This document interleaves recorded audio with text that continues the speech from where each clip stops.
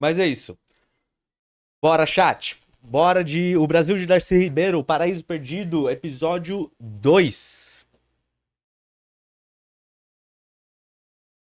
A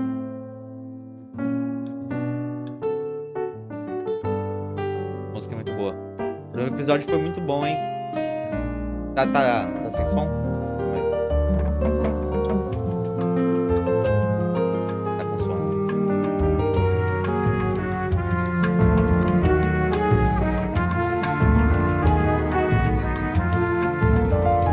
Show. Brasil de Darcy Ribeiro. A construção da nação.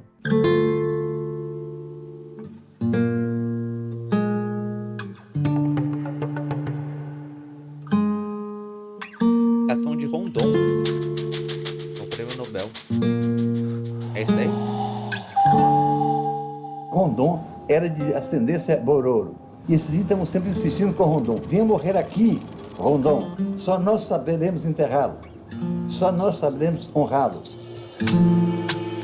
O Rondon teve a comunicação de que o último grande chefe bororo, o cadete, tinha morrido e me mandou fazer a documentação. Eu fui lá com um aparelho de gravação em que o Rondon tinha um discurso em bororo para os bororos dizendo: olhem para ele sou eu. Olha, os olhos dele são os meus olhos. A fala dele é minha fala. Os ouvidos dele vêm me dizer aqui tudo que vocês disserem a ele. Deixem ele participar totalmente da cerimônia do cadete. Ó.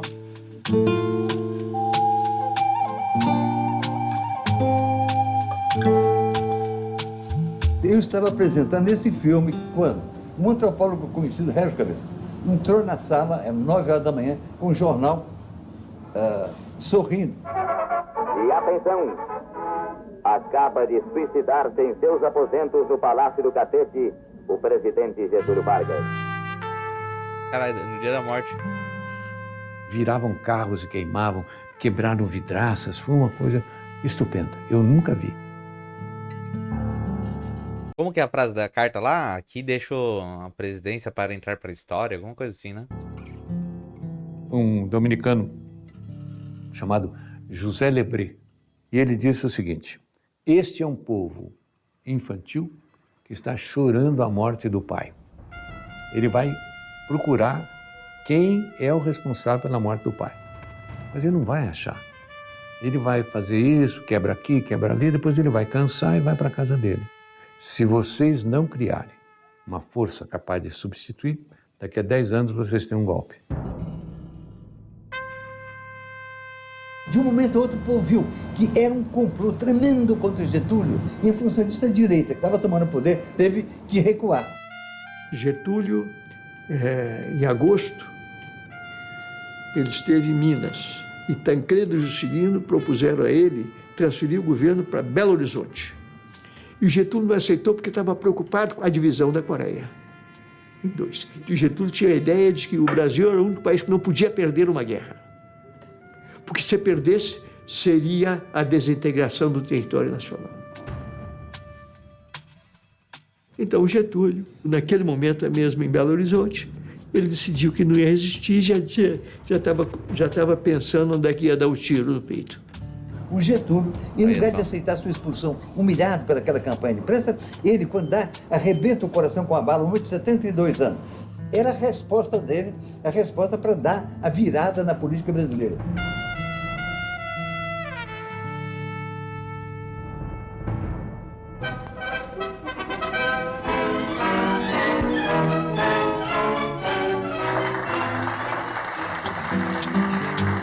E o 40 graus, vocês reclamando aí, ó, de calor.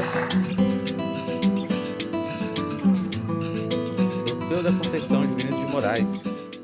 Darcy faz parte de uma Cenário geração Oscar Niemeyer. que tinha um projeto de nação muito consistente.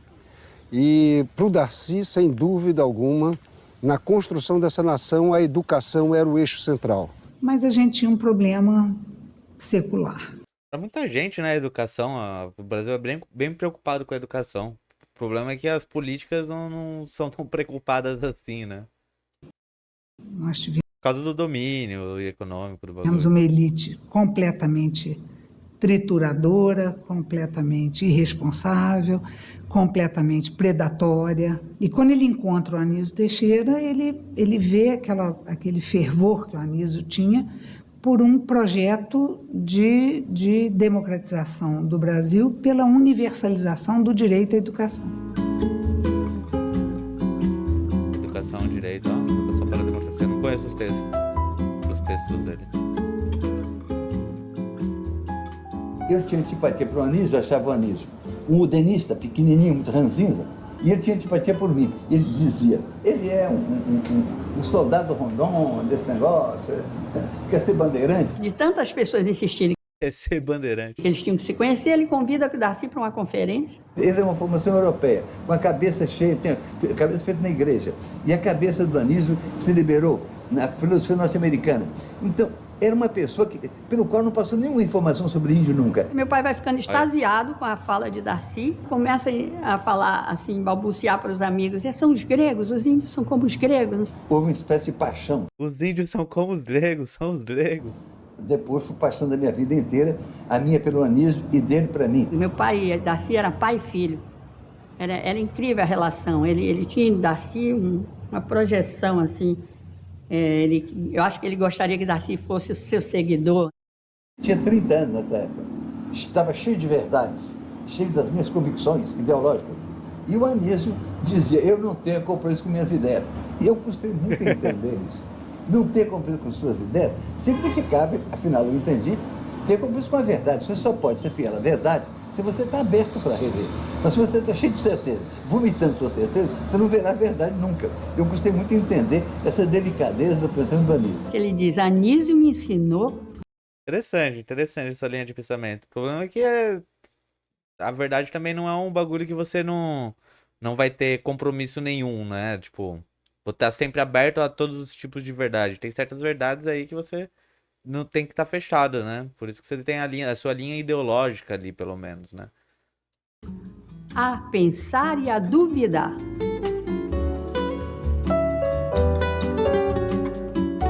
A ideia do centro de pesquisa educacionais era muito importante.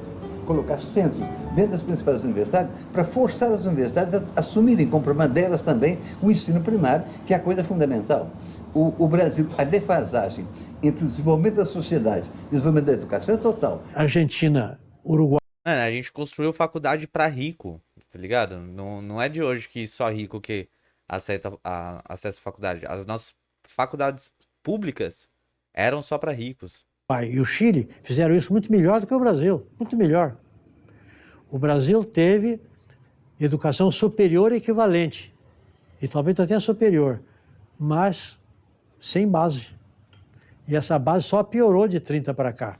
Daí a luta de um homem como Darcy, que devia ficar desesperado com isso. A aposta dele era na educação infantil e não na educação de adulto. Ele disse, eu não tenho nenhum problema com a dívida que a sociedade tem com os adultos, só que se o recurso é escasso e se ele for dirigido para o adulto, nós estamos replicando a sociedade analfabeta.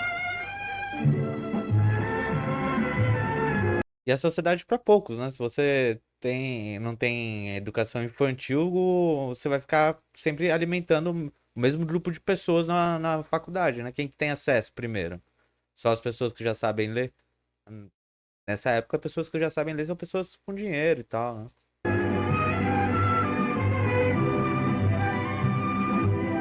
O Brasil não tem nenhum bezerro abandonado, não tem nenhum cabrito abandonado, nenhum frango. Um frango qualquer que você encontra tem um dono, se quiser por ele, mas tem milhões de crianças abandonadas. Você quer apostar? Caraca, de aposta papai não gosta, você é muito gargante, pode jogar pra cá que ele é meu. Quando a sociedade perde o seu nervo ético, perde o seu amor, o seu apego às suas crianças, que a sua reprodução é uma enfermidade tremenda. Pra nós vamos. Eu vou pro Corcovado. Cada um vai se virar sozinho. Cada um tem que trazer 30 ferros logo mais de tarde, hein? Tá certo. Vambora. O Anísio tinha estudado nos Estados Unidos e ficou muito influenciado por um filósofo americano chamado Dewey. Um tipo de educação mais pragmática e contrária à retórica da educação tradicional aqui.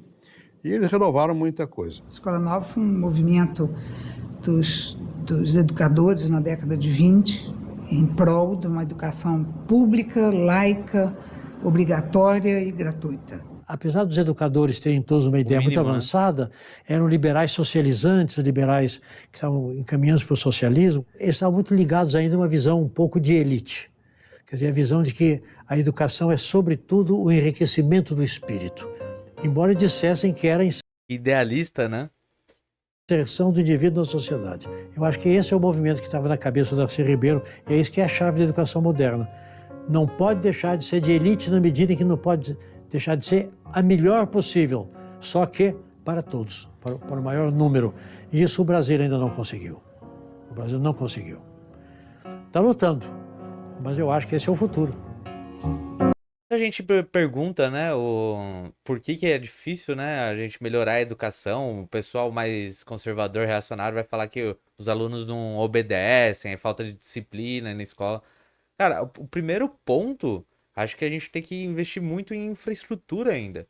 As aulas, eu acho que eu já devo ter falado isso aqui, que eu falo isso pra todo mundo. As salas de aula com 40 alunos, 50 alunos, não dá pra prestar atenção. Não dá pra um professor ir lá e comandar tudo isso. Tem que diminuir, tem que colocar, sei lá, 15, 20 pessoas por sala pra ter um gerenciamento melhor ali da atenção do aluno e a conversa com o professor ser mais íntima, né? Porque não dá pra você tomar conta de uma sala de 40, 50 alunos.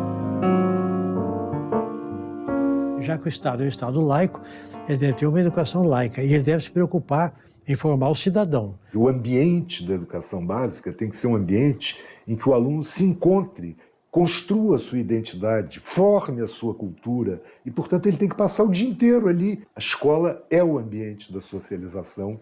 Além de que o aluno constrói a escola também, né? Tem que lembrar que não é só a escola que vai moldar o aluno vai moldar a escola também, vai moldar o professor com a sua cultura, que vem de casa, que vem da família e por aí vai, né? Principal depois da família. O núcleo duro, o átomo da sociedade é a família, né? É ali que você começa a moldar como você vai se portar perante a sociedade. O problema é que essa família já está inserida na sociedade antes. Então você tem todo o aspecto dos modos de produção, da cultura do local, da sociedade, né? Mas o primeiro núcleo de sociabilização é a família, né? É o núcleo duro ali da sociedade. A igreja exige que o Anísio seja expulso do INEP. Achamos que ele era esquerdista demais para dirigir o principal órgão de pesquisa do Ministério da Educação. A igreja era a Esquerdista inimiga demais. número 1 de Anísio Teixeira, embora Anísio Teixeira não fosse inimigo da igreja.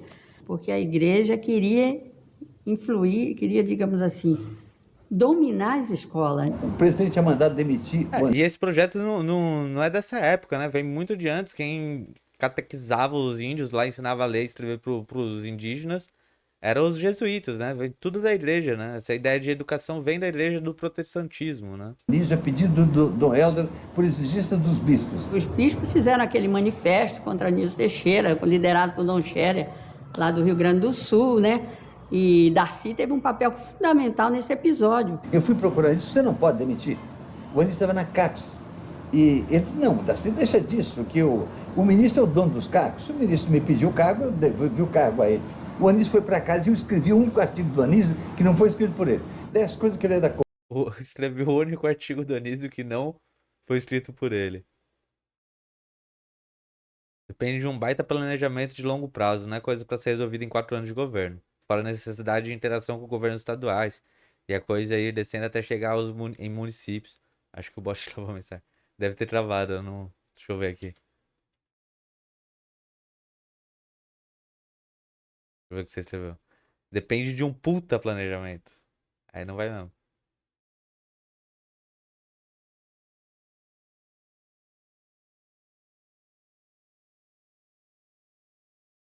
Ah, calma aí.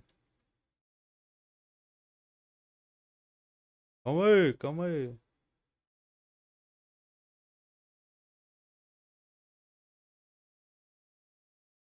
Captura de tela. Pronto, agora sim.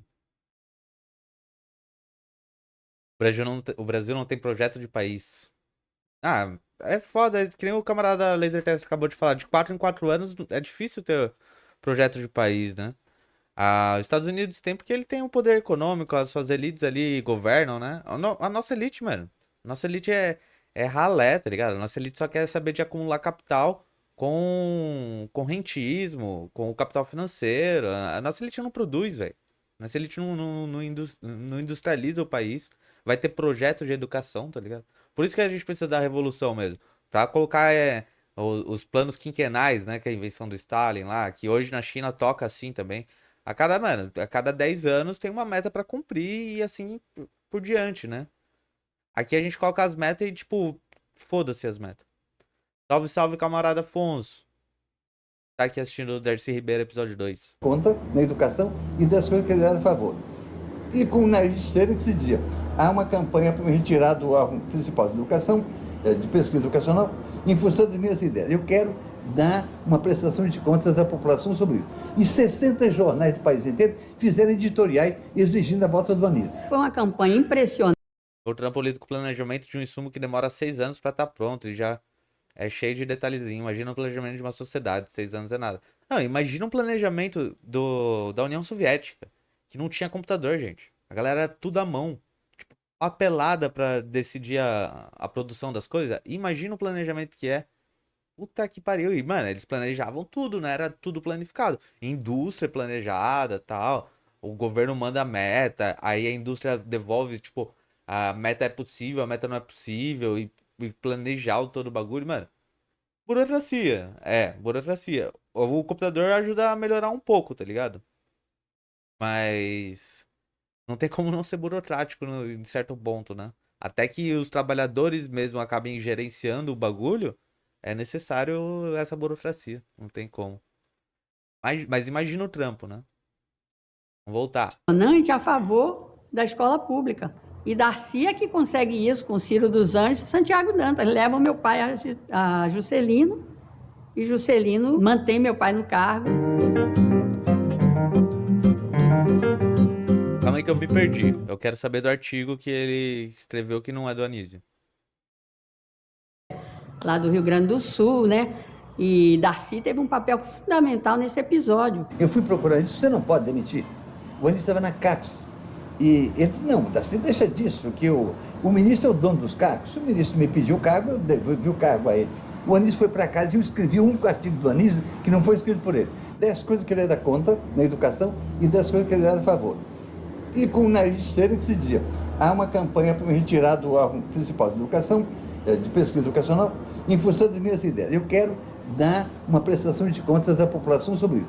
E 60 jornais do país inteiro fizeram editoriais exigindo a volta do Anísio. Foi uma campanha. Caralho, mano, o cara botou fogo no parquinho mesmo, a imprensa abraçou a ideia. Foi impressionante a favor da escola pública. E Darcy é que consegue isso com Ciro dos Anjos e Santiago Dantas. Levam meu pai a Juscelino e Juscelino mantém meu pai no cargo.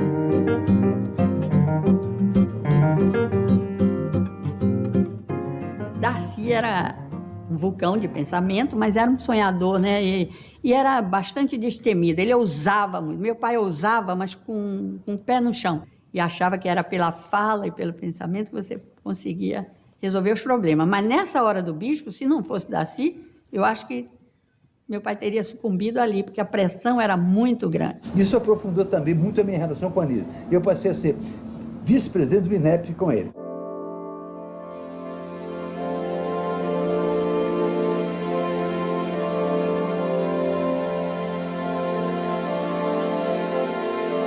O Brasil agora se apresenta numa fase extraordinária de desenvolvimentos.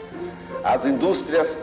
Complicado, tive uma cadeira só de política educacional, é uma deficiência muito forte que eu tenho, junto com a história da educação.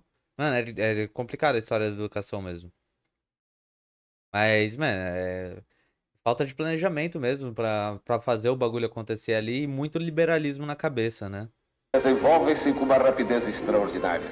E agora, um movimento pioneiro que abala toda a nação, leva para o coração do Brasil um centro de cultura e de civilização, que será amanhã a nova capital do Brasil, Brasília. Brasília vai incorporar ao território brasileiro mais de 6 milhões de quilômetros quadrados. Vamos construir uma nova nação dentro de nossas próprias fronteiras. Brasília, mano. Brasília. O cara ergueram a cidade do zero. de urbanismo, um plano para educação primária e média em Brasília, que o nosso serviço da UNEP fez. E eu comecei, nessa ocasião, a lutar para uma universidade.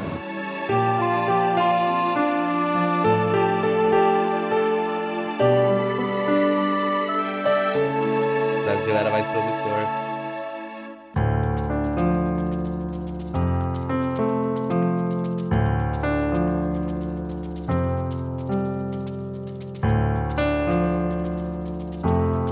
Tamanho das avenidas de Brasília. Quando eu chego à Câmara em 1959, um dos Tirando todas as mortes nas obras, é claro. Quem ergueu Brasília foram os nordestinos, né? Foram tudo pra lá, né? Fazer o bagulho. centros de debate era o projeto de lei de diretrizes e bases da educação. E eu me recordo LDB. de que nasci, já atuava nesse círculo de resistentes da tese da escola pública. Eu estudei tanto LDB pro concurso e não caiu uma questão de LDB. Eu fiquei muito pistola. Uma briga tremenda, que de um lado estavam nessa briga Ah, verdade, em 59 não, né? Pior, tá errado. Deve ser outra lei, né? Mas a LDB é do Darcy Ribeiro também, né? Só que essa deve ser uma versão mais antiga, né? Helder lá, Antes do golpe de 64. Lacerda, defendendo a escola privada. Do outro lado estava Anísio, eu, Florestan. Não, a lei do Darcy Ribeiro é de 96, mas deve ter tido uma antes, é que eu não sei informar mesmo. Lei 90/94 de 96, né? Fernando e muita Eu gente acho mais que é assim. defendendo a escola pública.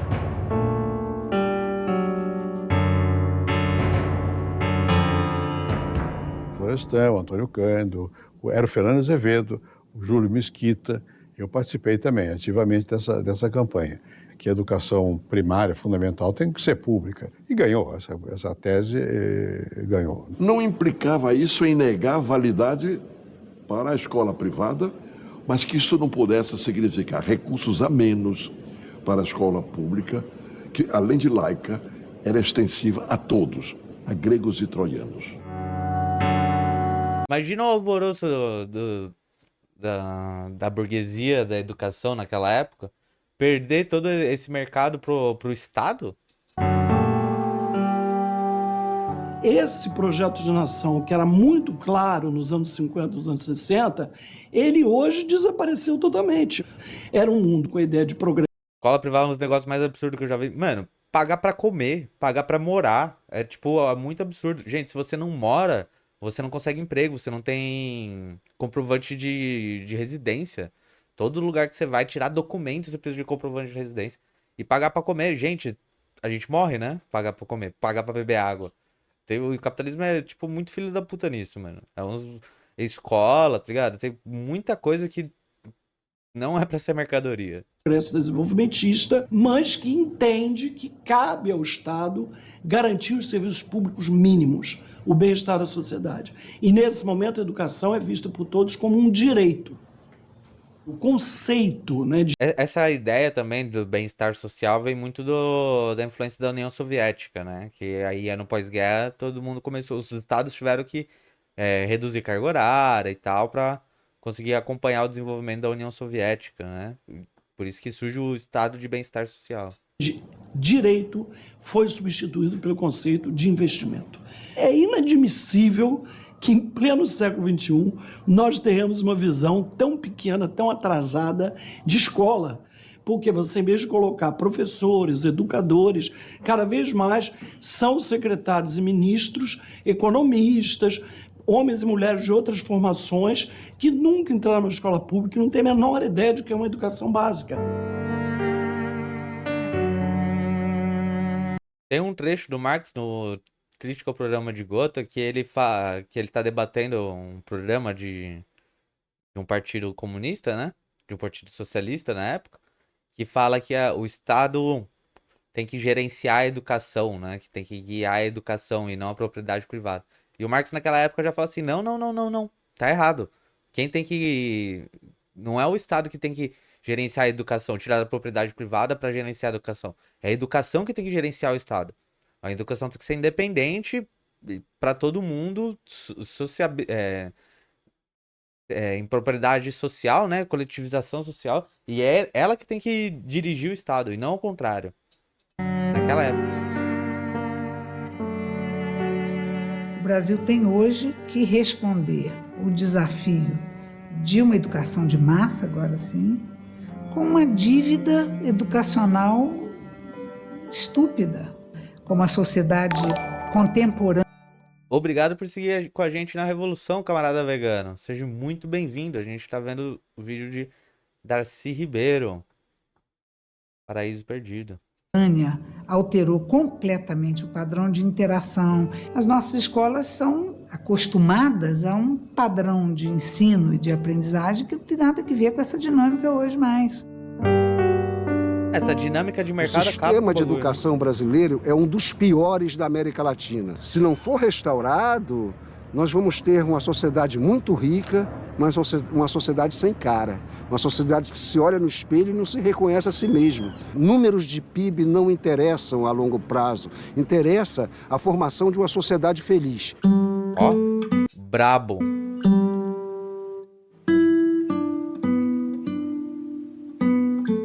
Quando o Rondon está morrendo no Rio de Janeiro, chama Darcy e Rondon pede para ele voltar e assumir o SPI.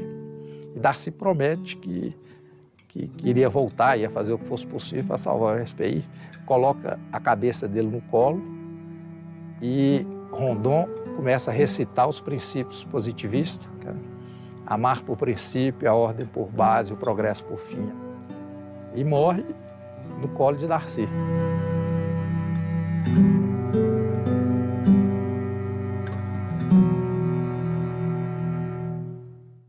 Caralho, morreu no colo do Darcy.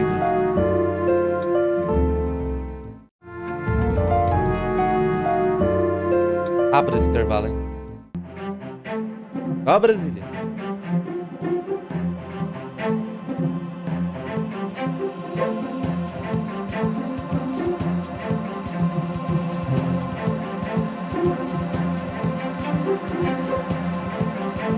O que era o Brasil dessa época? Era um Brasil que tinha passado já por uma fase de certo crescimento, por causa da Segunda Guerra Mundial, já se urbanizava, mas era um Brasil que aspirava basicamente se desenvolver. O toada da época era subdesenvolvimento. E era ainda um Brasil um pouco desconjuntado. Não tinha-se a rede de estradas, era difícil de um lugar para o outro, não é? Mas era E naquela época ninguém falou, vamos fazer ferrovia. Um Brasil em que a gente... Naquela época começa o desmonte das ferrovias. sonhava muito com melhorar as coisas. E Ou já estava em curso. esse sonho só deu um impulso maior, na verdade, com o Juscelino, que aí foi um momento de grande euforia nacional. Taca ali infraestrutura nessa porra.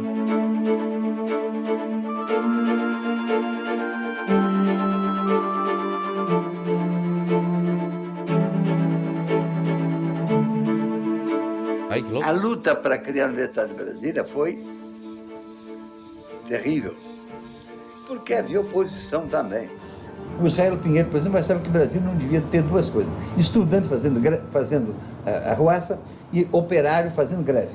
Porque Olha só que pensamentozinho, lá era velho. lugar de tomada de decisões, lugar tranquilo, que não podia ter isso. E eles Não podia ter escola e nem emprego. sabotavam, então, a ideia da universidade. O Juscelino custou muito aceitar essa ideia. A ideia de se criar uma universidade moderna no Brasil, uma universidade que não padecesse dos vícios da universidade brasileira, voltou à ordem do dia. Já havíamos tido uma experiência anterior com... Aqui no Ceará tem uma porrada de trilho de trem e bonde andando. Abandonado. Caralho. Mano, ferrovia é o bagulho que a gente não devia ter largado, tá ligado? O problema foi o lobby aí da indústria automobilística e do petróleo, né? Vamos tacar a rodovia em tudo quanto é lugar. Resultado, hoje a gente fica na mão de uma única classe, que são os caminhoneiros. Se eles pararem, o Brasil para. Se a gente tivesse, tipo, aproveitado as ferrovias e expandido a malha ferroviária do Brasil, a gente não dependeria tanto de petróleo, né? Mas é isso, né? Escolhas aí que foram impostas por uma burguesia, né? Que nem é nacional. Nessa época, o Petrobras era nada, né? Não tinha o pré-sal ainda. Lula podia tomar essa iniciativa e fazer um estatal pra nós. Não, eu não sei porque. Eu acho que é mais medo de encarar mesmo essa burguesia aí, né? Porque, pô, criar uma estatal que faça aí ferrovia pro Brasil, a gente está ganhando, né?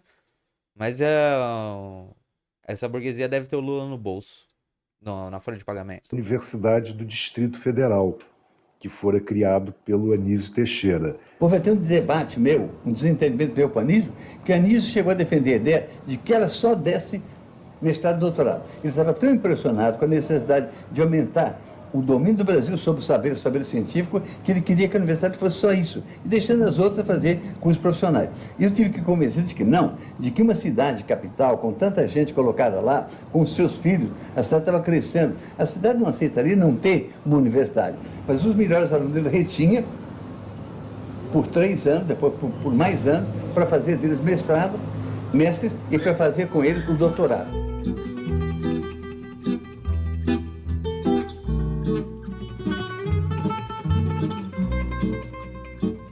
A primeira escola que foi feita no Brasil foi em 1808, quando chegou o rei fugindo lá da invasão francesa. Foi criada uma faculdade de medicina para dar conta dos grandes problemas de saúde de uma população que já era razoável, como a população brasileira no início do século XIX. Não, era porque a corte estava vindo para cá e era preciso formar médicos para a corte.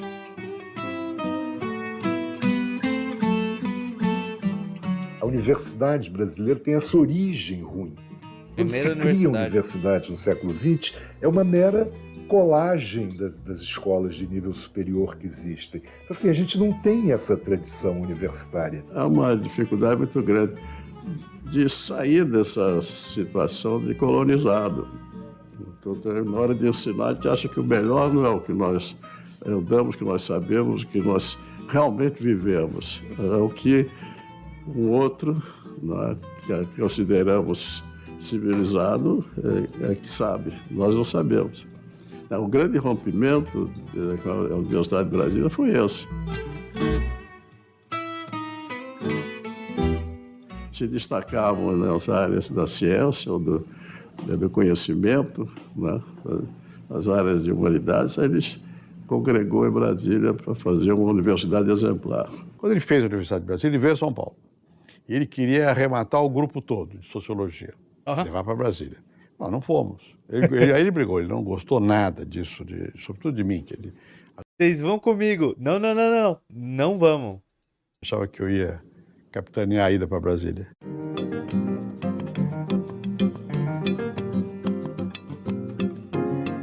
Houve um seminário no ISEB, Instituto Superior de Estudos Brasileiros, ali na Rua das Palmeiras, em que ele reuniu a nata da intelectualidade. Dessa reunião, com esses intelectuais, começaram a surgir os traços que iriam nortear essa Universidade de Brasília globalizada.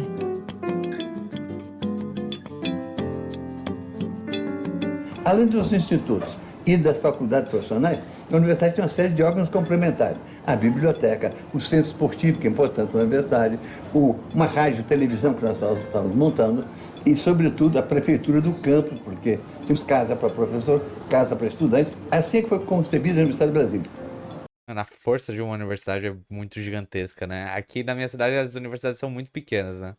Tem uma e é particular, e eles têm uma federal, que é o Instituto Federal, né? Não é uma faculdade, né? É um Instituto Federal, que é pequeno também, mas faculdades públicas, assim, mano, são enormes, velho.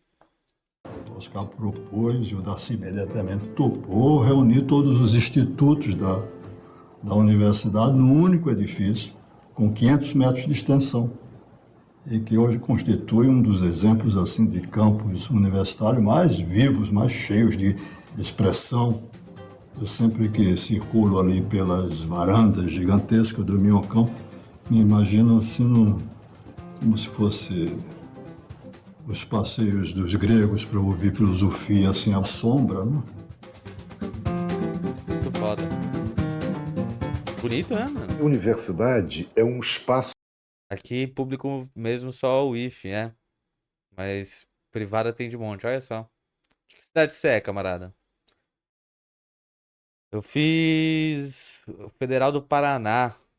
Já acho grande, mas é pequena perto disso daí. Mano, a USP é gigantesca, né? Tipo, quando eu vi, eu nunca entrei na USP, mas quando eu vi pelo Maps, é enorme o bagulho, mano. As faculdades federais são gigantescas. Integrado de produção de conhecimentos. Quer dizer, a fragmentação do saber não gera verdadeiras universidades. Né? Então, a ideia era construir uma universidade com institutos básicos nos quais os estudantes tivessem uma formação, ainda que... Eu entrei pras festas, nunca consegui entrar pra estudar.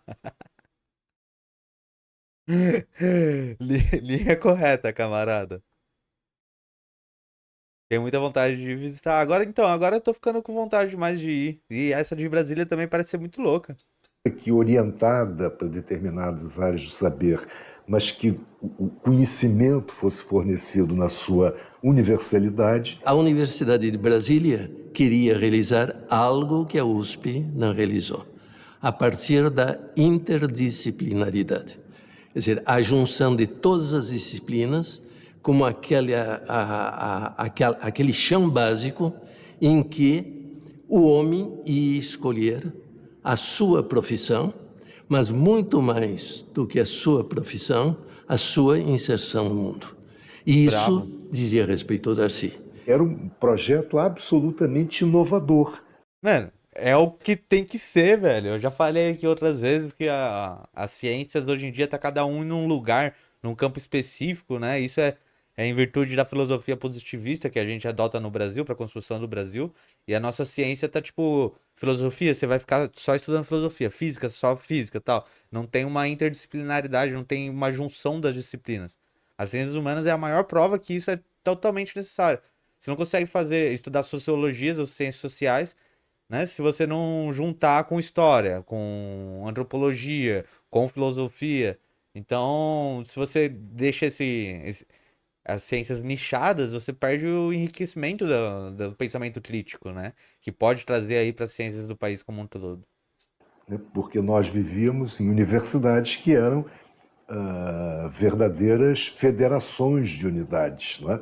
Uma faculdade de medicina com a sua rigidez, uma faculdade de engenharia, uma faculdade de direito. Outra função da universidade era dar a Brasília a capacidade de conviver com as outras universidades do Brasil e do mundo.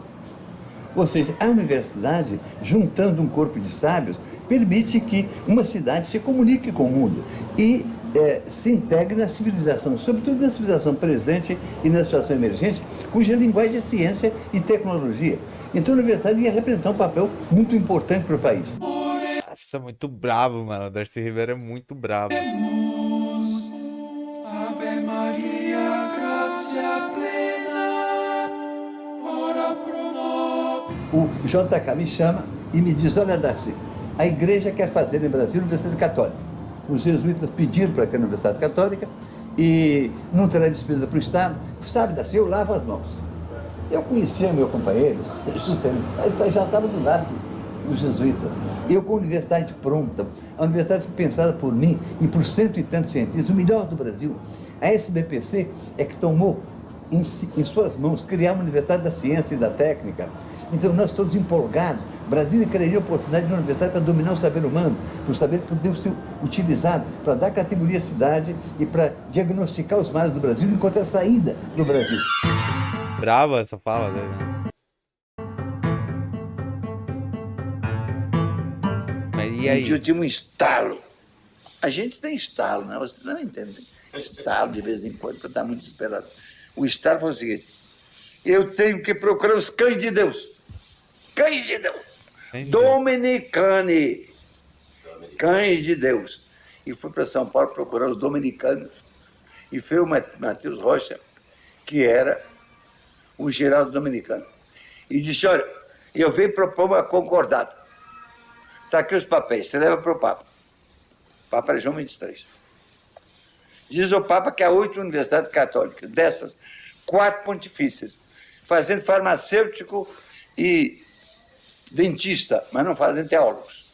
E eu proponho fazer no Instituto de Teologia Católica, numa universidade do Estado, que será o primeiro, depois da Revolução Francesa. É uma virada. Caraca, mano, o cara é brabo, mano. Deu uma contornada mesmo. Vai lá falar com o Papa.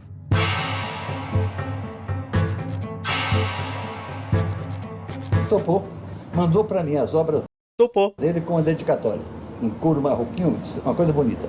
E eu disse, mas cadê a carta do Papa? Esse Papa não escreve carta. Cadê a carta do Papa? O Papa não escreve carta. Cadê a ordem do Papa? Não tem isso não. Isso o que que tem? Ele disse, olha, Darcy, tem o seguinte, a igreja toda sabe que não há universidade católica em Brasília. Que o terreno está livre para você. Então eu cheguei e contei o seguinte, olha, presidente, que a católica não existe mais, só a minha. Esse pedacinho é impossível. Isso é verdade. Contei a história então a ele rindo, achei espantoso. Então a universidade chegou a ser Caraca, mano, que história nervosa, mano. criada graças a esse pacto. O Frei Mateus foi para a Alemanha, para os países, conseguir dinheiro, construiu o prédio básico do Instituto de Teologia, e eu fiz do Frei Mateus vice-reitor da universidade. Até num certo período, ele respondeu pela reitoria da Universidade de Brasília, já quando estava funcionando plenamente. O cara contornou o Papa, contornou a Igreja Católica.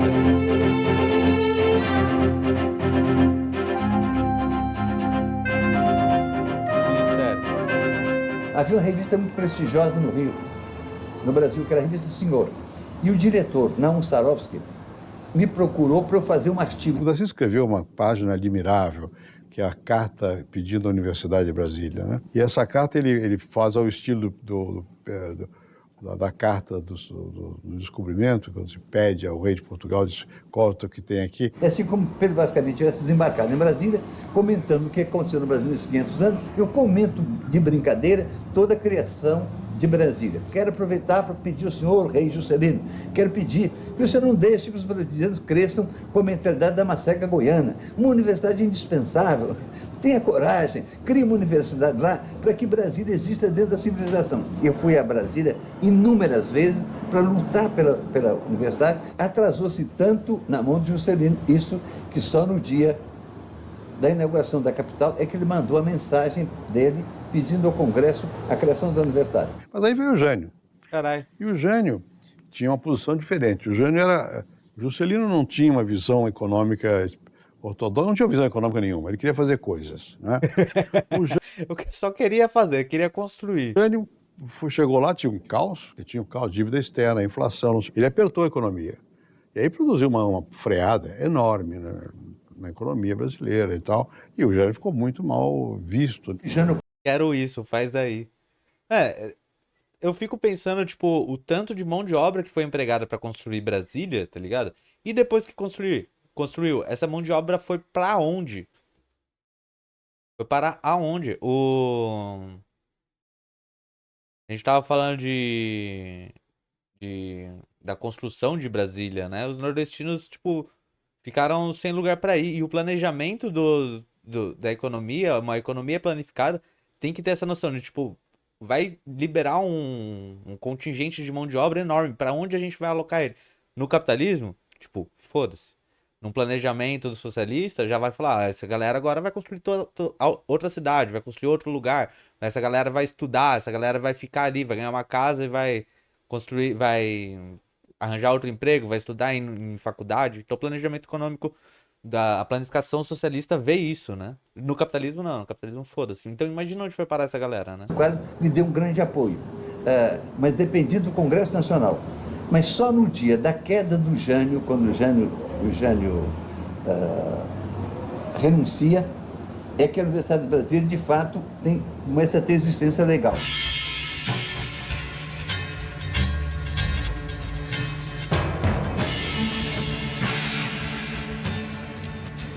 Forças terríveis levantam-se contra mim e me intrigam ou infamam, até com a desculpa da colaboração.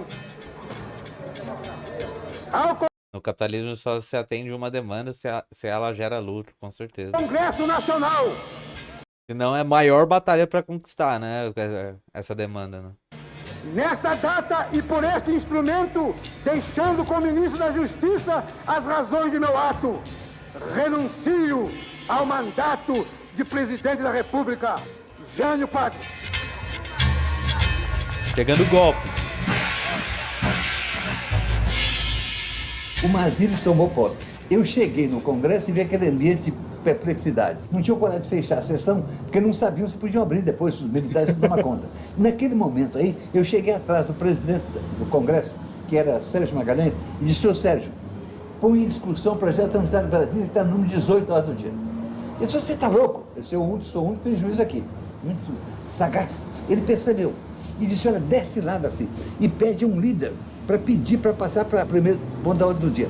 Eu disse: quando eu estava falando com José de Castro, no meio da minha fala, José não tinha falado ainda, o Sérgio disse: requerimento do deputado José de Castro pedindo para passar para a ordem do dia a discussão de questão da Universidade de Brasília. Todo mundo olhou: que doido. Perceberam. E está aprovado, e começou a ser discutido na Universidade de Brasília. Caralho, no meio do, tipo, da renúncia, a galera tensa. Não, vamos passar a universidade aí, foda-se. Esse passou a boiada.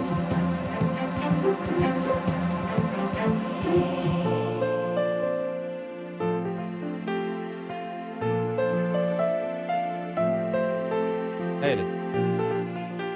Eu acho que foi o que ele... Foi um autogolpe mesmo. Ele esperava uma reação maior, que não veio, né? E não preparou, não esperava, não contava com a esperteza dos políticos tradicionais brasileiros que aceitaram a renúncia. Uma coisa inacreditável, né? O fato é que ele caiu fora, ele renunciou e tal. E aí aquela luta enorme, quem é que vai assumir, não vai assumir. Quando os 3 ministros militares declararam que não davam posse ao vice-presidente, era, portanto, uma coisa extremamente perigosa. O Jango era o que mais se destacava e estava numa ascensão política vertiginosa. Vão impedir que esse cara chegue aonde possa incomodar mais a gente. A legitimidade absoluta da vontade do povo em querer elegê-lo. João Goulart foi eleito vice-presidente ao lado de Juscelino Kubitschek. João Goulart teve 500 mil de votos mais do que Juscelino Kubitschek. Posteriormente, quando ele foi candidato a vice-presidente com o lote, ele teve muito mais do que 1 milhão de votos acima do candidato a vice-presidente do Jânio Quadros. Praticamente foi uma campanha educativa, quer dizer, a Constituição permite que eu vote num para presidente e no outro para vice-presidente. Uma jogada de marketing fantástica. O Jânio Quadros, super popular. O Jango, quer dizer, pelo passado de apoio a sindicatos e a luta pelo trabalhador, como eles chamavam, se ajustou ali como uma luva e deu certo. Ah lá.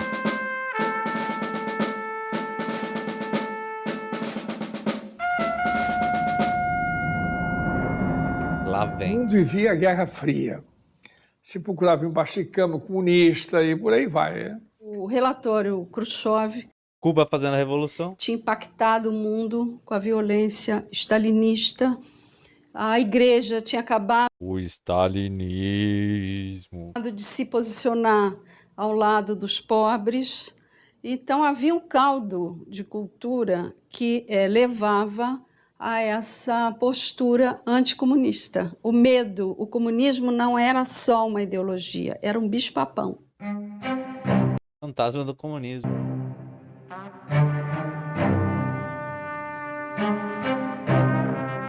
Ah, o homem! O grande medo era que a América Latina se transformasse, fosse contaminada pelo socialismo cubano. E dá-lhe ferro na população da América Latina.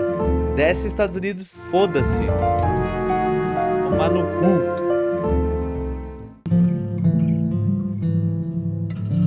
Houve declaração. Tem arte do Fidel que a gente desenhou aqui? Tem.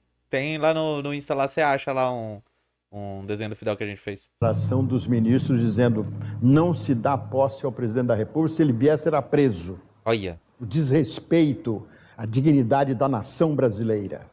Uma declaração dessa natureza. O Brizola montou uma rádio nos porões do Palácio e através do rádio, que era o único veículo a que o povo tinha acesso, ele mobilizou a opinião do Rio Grande do Sul. Há uma tal expectativa de que dali pudesse... Chove maior mentiroso da história. Hoje, quando eu escuto o pessoal falando de que o comunismo matou, eu pergunto qual documento que prova aí. Relatório de mentiroso de Chove sempre é a única, senão o argumento central. Filho da puta, mano. Filho da puta mesmo. Eu nunca li o relatório dele, mas é o que foi responsável pela desestalinização da União Soviética. Surgiu um movimento abrangente no país que alarmou, obviamente, os militares que tinham tido a audácia de vetar a posse de João Goulart, não é? E chegam ao extremo de determinar. Brizola cantou nesse daí. Brizola desmobilizou um golpe em 61 no Rio Grande do Sul. A base aérea de Canoas, no Rio Grande do Sul, para bombardear o Palácio Piratini. Teria sido uma tragédia única na nossa história. Quem impede isso? Os sargentos. Foram os sargentos da base de Canoas que furam os pneus dos aviões, que retiram as peças-chaves que o avião necessitava para poder sobrevoar. E os aviões não puderam decolar. Pessoas que eram radicalmente contra o Jango, todo mundo se aliou e essa mobilização e a incorporação de todo o Rio Grande do Sul ao movimento fez com que os militares pensassem duas vezes, né?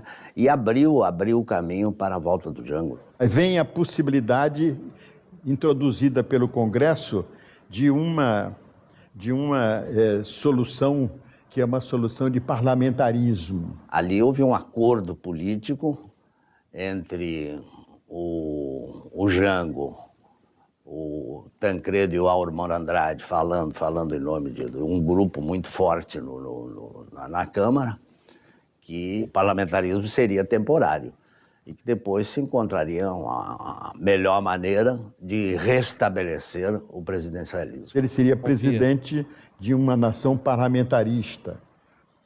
O João Goulart tem a audácia de admitir isto. Através de uma complacência do presidente João Goulart, que eu hoje respeito, na época eu me opus, aceitando o parlamentarismo para evitar a guerra civil que era inevitável com o levante do Rio Grande do Sul, ele, ao vir de Porto Alegre para tomar posse, os oficiais da aeronáutica em Brasília montam um esquema para derrubar o avião, para impedir que o presidente João Goulart, em pleno voo, chegasse a Brasília, porque eles bombardeariam o avião. Chamou-se Operação Mosquito. São duas versões que explicam por que a operação não se deu. Eu tenho uma que resulta do meu contato direto com os sargentos da época. Nós aprendemos a lição de Canoas. Nós faremos o mesmo. Os aviões não vão sobrevoar. Bom, eu mandei comunicar ao presidente Mazzilli, que era o presidente em exercício na época, o que eu tinha acabado de ouvir. E, para meu espanto, o presidente Mazzilli reconhece que, de fato, estava em marcha esta operação. O que eu quero dizer é que os sargentos, outra vez, já então em Brasília, assumem um papel que vai muito além da sua condição de sargento. É o cidadão defendendo a ordem democrática, é o cidadão defendendo a vida do presidente da República. Que brisa essa história, hein? Puta que pariu, velho.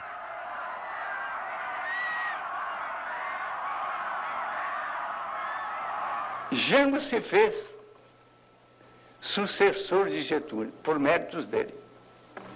Um jovem estancieiro muito rico, engordava 20 mil cabeças de gado por ano, podia continuar na sua vida aventurosa e bem-sucedida, mas o convívio com Getúlio o foi chamando para outras tarefas. Uma tarefa que era o Brasil, que era o trabalhismo, que eram os trabalhadores. Eu sou suspeito para falar, sou sobrinho dele, e ele sempre foi um tio amigão. Tanto que quando a minha mãe me pediu para escolher um padrinho de crisma, eu escolhi ele. E é um homem que, como Getúlio, marca para sua carreira política marcado por essas duas dimensões: o amor do povo e o ódio das classes dirigentes. Ele era muito simpático, as pessoas que não gostavam dele, depois de uma entrevista, saíam geralmente encantadas Quer dizer, quem pedia entrevista que ele tinha algum interesse político, ele concordava logo, porque ele sabia que era uma arma poderosa, o charme dele, era muito charmoso, danado. O Jango era um sujeito muito bom também, bom de sentimentos, ele gostava de ajudar as pessoas e, enfim, um cara legal. Jangar é muito mais do que votar, eu vou jangar, é Jango, é o Jango Goulart. Pra vice-presidente a nossa gente vai jangar, é Jango, Faz no L. nosso Jango Goulart. 2 de janeiro de 62 eu estava em Brasília e ele me convidou para fazer o vestibular, o primeiro vestibular da UNB. Se não colocasse alunos naquela universidade, eles não teriam dinheiro para construí-la. Ajudamos na elaboração do vestibular e ele construiu o primeiro prédio da UNB, que era o prédio da reitoria, em 45 dias, e as aulas começaram. Havia dificuldades no início da universidade de salas de aula. Então, deram o mesmo horário para Agostinho da Silva, o humanista, com domínio científico, e ao Salmeron. O Salmeron veio de Paris para assumir a direção do Instituto de Física, e ele disse assim, não, eu sento aqui e vamos ouvir o que o professor Agostinho tem que dizer. Então um dos alunos disse assim, mas ele está dando uma aula de literatura, e nós queremos é física. Então Agostinho da Silva disse, não seja por isso. Nesta aula sobre o Zen do pensamento Fernando Pessoa, ele falou sobre a física quântica. Todo mundo saiu fascinado. Então, esse era o sentido que a universidade pretendia. A junção das disciplinas em busca do conhecimento. Ah, que bravo. A criação da universidade me credenciou também para tratar da educação como tarefa política. Num certo momento eu fui convidado pelo presidente para ser ministro da Educação. Então, a lei de diretrizes e base foi uma das coisas que eu tive como ministro que sancionar. Já estava promulgada. Eu tentei, junto com a Anísio, com outros, através do veto para o presidente, melhorar um pouco. Porque o Darcy era o homem do pensamento, da reflexão, da criatividade, quase aventureira. Mas ele, em seguida, era o homem da ação. É o homem que sabia botar o equilíbrio do artista, do pensador, do criador, dentro de uma atividade árida como a política. Ele aproximava os dois ângulos. Eu pude criar, por exemplo, um fundo do ensino primário, um fundo do ensino médio e um fundo do ensino superior, que permitiam ao governo dar muito mais recursos para a alfabetização para o ensino primário e para o ensino médio. Em Angicos, uma pequena cidade no sertão do Rio Grande do Norte, à beira da antiga estrada de ferro, começaram uma revolução. A Revolução de Angicos foi iniciada para acabar com o analfabetismo, o problema básico do Estado. 15 universitários chegam a Angicos para tirar do escuro aquela gente. Voluntários sacrificaram as férias e o conforto de Natal para começar o processo revolucionário da educação. Convocaram os alunos e explicam que é possível ler e escrever com apenas 40 horas de aula e sem cartilha. Para ter uma ideia da beleza disso, por exemplo, tinha Paulo Freire com seu método de alfabetização conscientizadora, despertando milhares de grupos no Brasil inteiro, reuniu os adultos para conversar, com todo respeito por ele, pela experiência dele, para conversar com ele sobre o país, sobre o destino humano, sobre a humanidade, sobre a vida, sobre os vegetais, sobre os animais, sobre a cultura, e ir alfabetizando. O Djalma Maranhão fez essa coisa lindíssima no Nordeste, que eu fui lá, até filmei isso com ele. Eu era ministro da Educação. Foi lindo. Escolar das Rocas. O Djalma fez grandes barracões ao longo das praias do Rio Grande do Norte, onde colocava meninada, milhares de crianças que brincavam na praia, se rolavam na areia e também ficavam sentados estudando com as professoras, passavam todo o dia ali comendo um sopão que o Djalma providenciava. Foi que bonito, velho. O tempo todo de uma grande beleza, de uma grande euforia, com coisas muito grandes, muito importantes.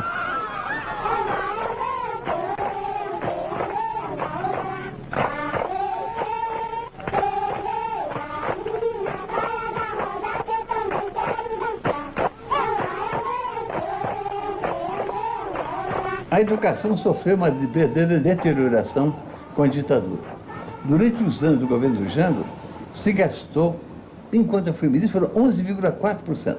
Pois bem, esse percentual caiu para 4,7%. Nossa. Ou seja, menos de metade do dinheiro federal foi destinado à educação.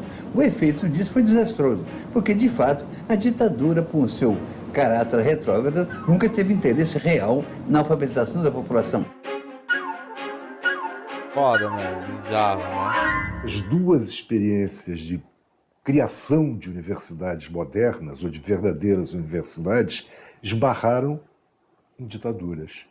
A de 35, do Anísio Teixeira na ditadura do Estado Novo, a do Darcy na ditadura militar de 64. A Universidade de Brasília foi massacrada. O pai disse que estudou nesses grupos escolares, ou que sobrou deles. Mesmo assim, só fui aprender sobre Paulo Freire na minha última guinada à esquerda. Também.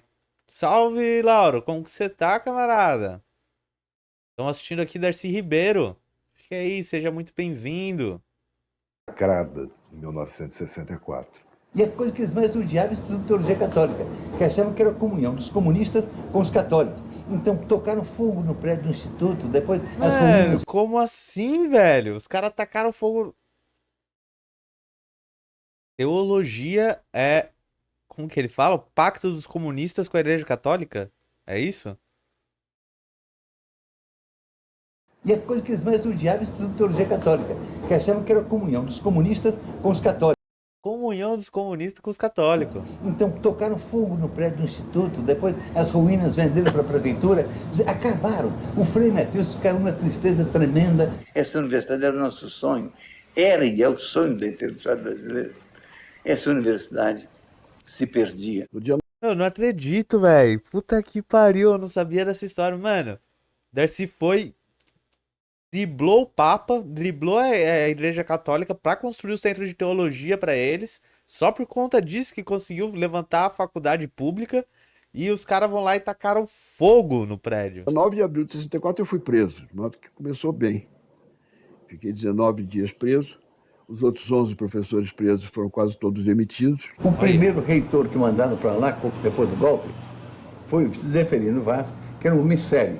E tinha criado uma grande faculdade de medicina e percebeu a importância de Brasília. E ele tentou salvar a universidade, negociando com o Castelo Branco. Ocorre que ele viu que era impossível, a tensão que havia era tão grande que ele se retirou.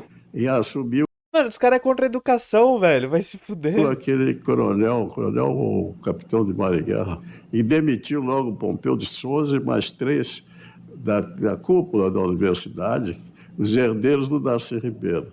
A pressão policial foi tão grande que ocorreu uma coisa muito feia.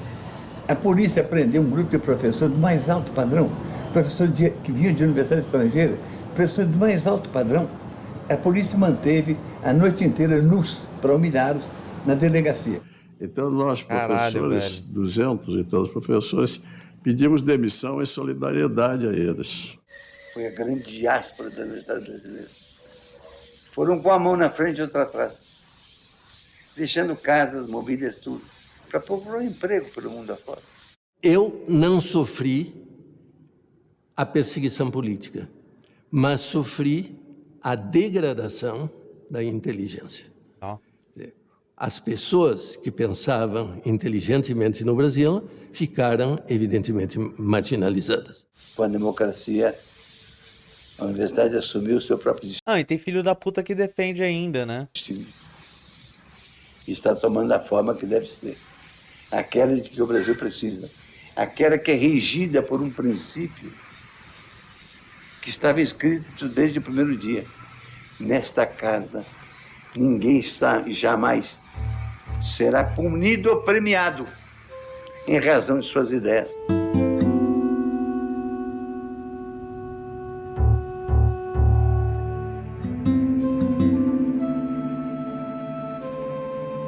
Nós temos uma fragilidade imensa para enfrentar o século XXI.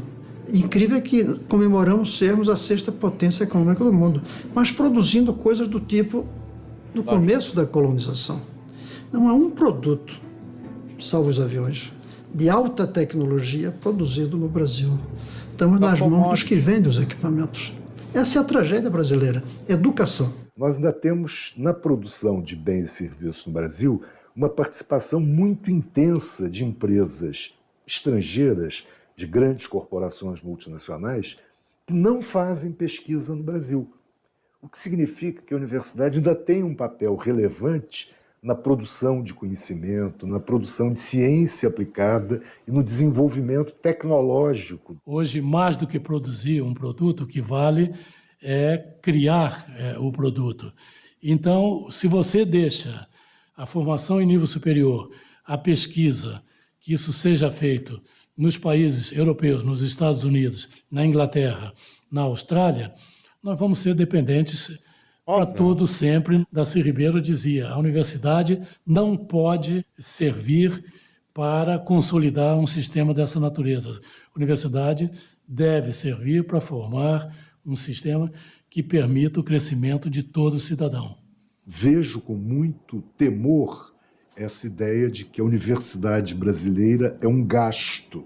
É o contrário. A universidade, como a educação toda, é um investimento que a sociedade está fazendo. No caso da universidade, ela está retirando... Esse negócio de enxergar política pública como um gasto é influência do neoliberalismo mesmo, né? Enxugar o Estado ali. Não pode ser direto, o Estado diretamente colocando dinheiro no bagulho, né? Tem que passar pelo setor privado, senão não pode, né? Do processo produtivo, jovens que já estão em idade de trabalhar, para investir na obtenção de alguma coisa que é um benefício social, né? E, portanto, esse caráter público e gratuito da universidade tem que ser preservado. A gente pode ter boas universidades por mantenedoras privadas com caráter público. Se através de bolsa, o ProUni faz um pouco isso, só que de uma maneira muito pequenininha, e desde que tenha qualidade. Mas toda a questão é dominar o saber do terceiro milênio. A civilização que está nascendo hoje vai estar fundada na ciência e na tecnologia. O país que não dominar a ciência e a tecnologia vai ser colonizado, vai ser recolonizado. Isso é uma coisa importantíssima. Nós perdemos o carro da história na Revolução Industrial porque não dominamos a tecnologia da Revolução Industrial, ou dominamos muito tardiamente. Nós podemos perder o carro da história outra vez se não entrarmos na futura civilização. Fies é golpe. O Fies é uma das piores políticas que tem, né? Porque, mano, você coloca o trabalhador pra pagar o bagulho, né? O Estado só dá um crédito pra você. Puta que pariu, né, mano? E o ProUni é o melhorzinho, mas ainda é neoliberal, né? Porque ele dá dinheiro pras universidades, né? Te dá bolsa, mas te dá o dinheiro pras universidades particulares. O bagulho é público, mano. O bagulho é fazer escola pública. O bagulho é levantar prédio de faculdade pública e gratuita e universal, sem vestibular, tá ligado? Mano, eu não entendo qual que é o problema da galera sacar, entender que o ponto é que a gente tem que dar educação pra todo mundo, mano. Quero ser médico. Beleza, vai lá e estuda medicina. A gente precisa de médico. Precisa de engenheiro, precisa de tudo. Por que tem que ser pra poucos, tá ligado? Por quê, mano? O bagulho é expropriar essas porra de universidade privada, exato, mano. Tem que expropriar, mano. A educação não pode ser mercadoria.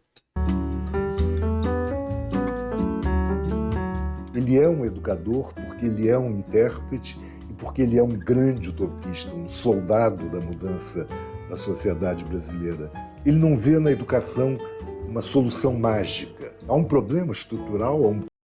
Estados Unidos só tem gente endividada por fiéis. Então, é um grande problema lá, mano. Por quê? Porque fica mercadorizando tudo, porra. Problema cultural que tem que ser resolvido e, portanto, a educação é importante porque ela dá uma dimensão da cultura e o cidadão educado nesse sentido deverá ser ele mesmo sujeito dessa transformação. São poucos aqueles que a gente poderia chamar de intérpretes do Brasil, mas nessa galeria está o Darcy Ribeiro. O destino do Brasil é aquele que o Darcy Ribeiro pensou. Primeiramente, a identificação com o outro. Logo, o exercício da fraternidade. depois a busca do desenvolvimento e da paz.